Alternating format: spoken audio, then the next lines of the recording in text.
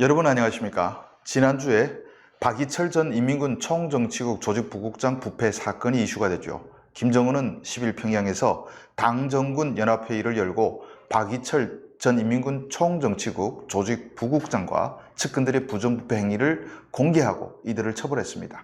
그러니까 총정치국에 부국장이 여러 명 있는데 박이철은 조직을 담당한 부국장입니다. 박이철의 죄상이란 지난 4년간 조직권과 인사권을 악용해 뇌물을 수수하고 자신의 측근들을 주요 보직에 배치했기 때문이라고 합니다. 김정은이 박이철에 대해 어떻게 말했냐? 노동신문에 공개된 바로는 이렇습니다. 군대 안에 매간 매직과 뇌물수수, 정치적 협잡 행위를 조정해 당의 유일적 영군체계 확립을 저해를 줬고 극대량의 국가 자금과 물자, 살림집을 약취하고 부하방탕한 생활에 탕진하면서 당의 영군 방침 관철을 태업했다. 또 이런 말도 했습니다. 우리 당이 세도와 관료주의, 부정부패와의 전면전쟁을 선포하고 투쟁 강도를 높이는 때 특대형 부패 사건이 발생했다는데 문제의 엄중성이 있다. 모든 일꾼은 원칙성과 청렴 결백성을 생명처럼 간직하고 사업과 생활에서 항시 당의 신임을 자각하며 인민의 눈길을 먼저 생각해야 한다. 이 외에도 구구절절 얘기들이 많지만 생략하겠습니다. 그런데 저는 참 부정부패와의 전쟁 선언을 듣고 어이가 없었습니다. 북한에서 공식적인 월급과 배급으로 가족을 먹여 살릴 수 있는 사람이 몇 명이나 있을까요? 북한에 들어가 조사를 할 수 없으니 단 한 명도 없다고 할 수는 없겠지만 0.01%는 넘지 않을 것으로 생각합니다. 북한 인구가 2천만 명이니 0.01%는 2,000명 정도 됩니다. 과연 2,000명도 될지 의문이긴 합니다만 제가 넉넉히 쳐준 겁니다. 북한에서 배급을 가족목까지 다 받는 직군이 있다는 것은 부인할 수 없죠. 가령 김정은의 경호부대 군관이다 이러면 가족까지 배급을 다 줍니다. 안 그럼 어떻게 김정은을 지키겠습니까? 평양 고위 간부라든가 분수공장 노동자들이라든가 하다못해 체험함 건조 노동자 등도 가족까지 배급을 줄 겁니다.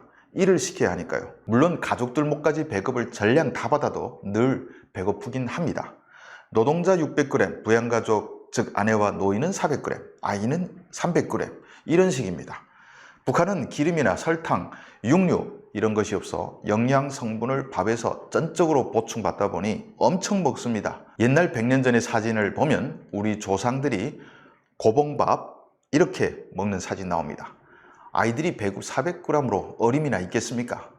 아무튼 그럼에도 배급은 받는다고 쳐도 월급에 들어가면 답이 없습니다.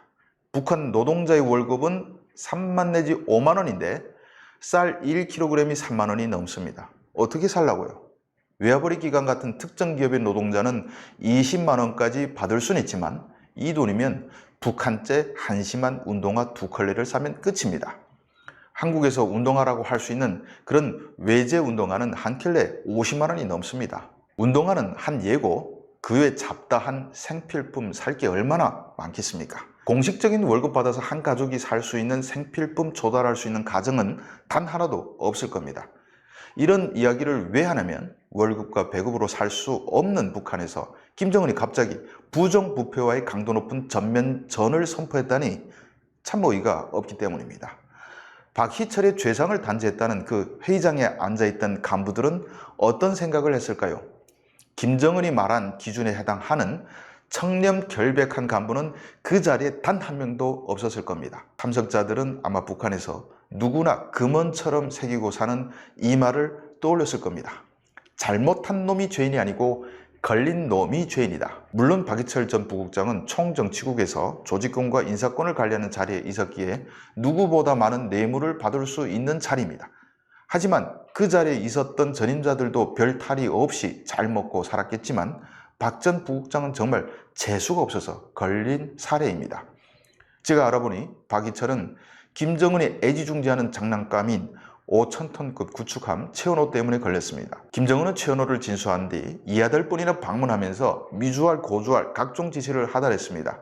가령 무기는 뭘 설치하고 뭘 떼어내고 지휘관은 누굴 세우고 특정 자리엔 어느 학교를 나온 군인들을 배치하라, 여자들도 배를 태우라 등등 아무튼 지시사항이 참 많습니다.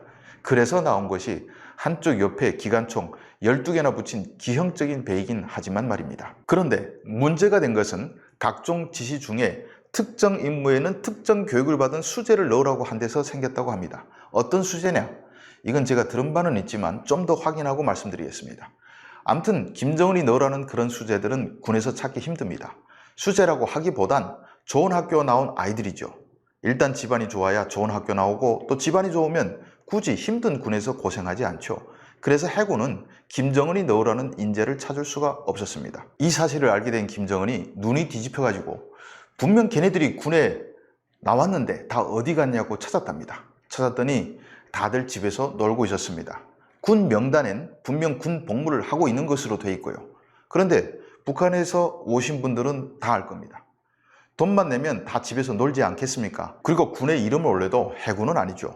누가 바다에 나가서 고생하는 것을 원했겠습니까? 이런 건 저도 아는 북한의 일상인데 김정은이 이런 내막을 아는지 모르는지 아무튼 머리 꼭대기까지 화가 났죠. 어느 놈 때문이냐 하고 찾다가 결국 박이철 전 부국장이 희생양이 돼 제물로 바쳐진 것입니다.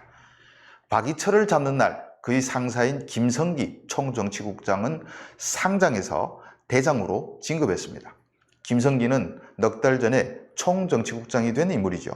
딱 보니 뻔한 일이죠. 김성기를 총정치국에 보내면서 어느 놈인지 잡으라고 했을 것이고 김성기가 픽한 재물이 박이철이었을 겁니다. 왜 재물이라고 하냐면 총정치국에 뇌물 안 먹는 놈이 어디 있겠습니까? 김성기라고 깨끗하겠습니까? 자기도 다 뇌물 쓰고 그 자리에 올라갔을 겁니다. 그리고 이번에 딴 간부가 희생양이 될 수도 있었던 일인데 아무튼 누군가는 죽어야 하는 일에 제일 많이 해먹은 박이철이 걸려든 것이죠. 박이철은 이례적으로 부정부패 사례가 내부는 물론 외부에도 공개돼 부패한 간부의 대명사로 본보기로 처벌받게 됐습니다. 이 정도면 본인과 주변 인물들이 당연히 처형됐을 것이고 가족들은 재산을 몰수당하고 산골로 추방을 가 목숨이라도 부지하면 다행이겠죠. 하지만 박 전 부국장은 정말 억울할 것입니다. 아마 이렇게 외치고 싶었을 겁니다. 이 회의에 참석한 놈들 중에 안 그런 놈 나와봐 하고 말입니다. 북한의 뇌물 사설은 피라미드 구조입니다. 맨 아래선 수백 달러에서 민원이 해결되지만 위로 올라갈수록 뇌물 액수가 커집니다. 수백 단위로 뇌물이 올라가는 계층 위에 수천 달러 계층이 있고 수만 달러 계층이 있고 수십만 달러 계층이 있습니다. 이런 걸 북에선 뇌물이라고도 하지 않죠. 북한에선 인사라고 합니다. 너무나 당연한 일이니까 말입니다. 박이철은 계급이 소장급으로 알려져 있는데 자신이 임명권을 행사할 수 있는 좌급 군관이 수백 명은 넘을 것입니다. 좌급은 몇천 달러 계급이라 할 수 있는데 그럼 박이철은 수만 달러를 주무르는 자였을 겁니다. 그리고 박이철이 인사권을 주무르는 그런 자는 뇌물을 받아도 수십만 달러를 받을 겁니다. 바로 조직 지도부나 군정 지도부 이런 곳에 있는 간부들이겠죠. 물론 너무 올라가도 안 됩니다. 김정은의 최측근 자리까지 올라가면 늘 도청과 감시를 받기 때문에 이때는 매우 검소한 척 살아야 합니다. 그래서 북한에는 이런 말이 있죠. 태양과 너무 가까우면 타 죽고 너무 멀어지면 얼어 죽는다. 소장급인 박 전 부국장은 멀지도 않고 가깝지도 않은 적당한 위치에 있었습니다. 북한엔 장성 숫자가 1200명에서 1400명 정도 됩니다. 미군 장성이 800여 명이고 한국군 장성이 370명 정도인데 참 별 거지 같은 군대가 장성도 많습니다. 이 중에서 소장이면 진짜 김정은의 눈에 띄지 않는 자리인데 그런데도 박이철은 걸려서 죽었습니다. 북에선 어디든 절대 안전지대는 없다는 것을 보여주는 좋은 사례라고 할 수 있습니다. 시청해 주셔서 감사합니다.